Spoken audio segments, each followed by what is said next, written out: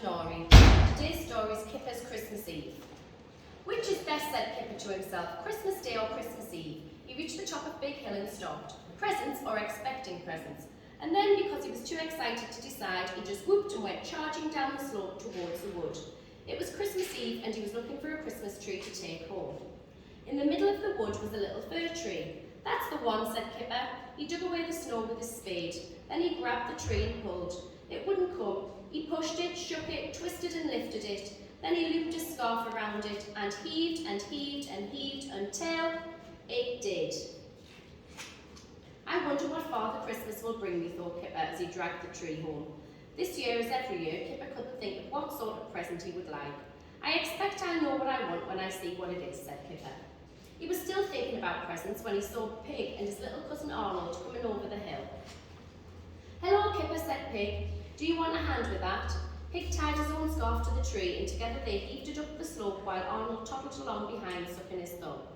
He was pointing at something in the tree, but Kipper and Pig were too busy talking about presents to notice. At Kipper's house, they stood the tree in a bucket. Arnold peered into the branches, walking round and round the tree until he bumped into a pile of Christmas presents. One of them had a label with his name on it. Happy Christmas, Arnold, look from Kipper, it said. You mustn't open that until tomorrow, said Pig, but he already had. Kipper's present to Arnold was a reindeer hat. The red nose lights up, said Kipper enthusiastically, and it flashes too. But then his face fell. He'd forgotten to buy the batteries. Arnold didn't mind. He loved his hat even without its battery-operated, flashing red nose. That reminds me, said Pig, I haven't wrapped up your present yet. So Pig went home while Arnold stayed with Kipper to help him decorate the tree. What shall we put on top, Arnold? Said Kipper. A snowman or a star? But Arnold didn't seem to be interested in the decorations. Arnold climbed onto the stool, took off his hat and plopped it over the mouse. The stool wobbled and fell over. Are you all right, Arnold? Said Kipper. Arnold sat up and pointed. Kipper looked at the reindeer hat sitting on top of the Christmas tree. Clever old you, he said to Arnold. It's just right, and so it was. Just as they finished decorating the tree, the doorbell rang. It was Tiger. He'd come to wish Kipper a Merry Christmas and to throw a snowball at him. Pig arrived too.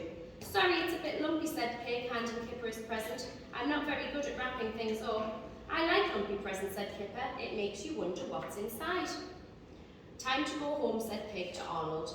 Kipper took Arnold's hat from the tree and gave it back to him. Arnold looked inside. There was no mouse. Merry Christmas, Kipper, said Pig. Merry Christmas, Kipper, said Tiger. Merry Christmas, everyone, said Kipper, as they walked out into the snow.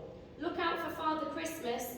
Arnold waved and looked inside his hat once more, just to make sure there really was nothing there.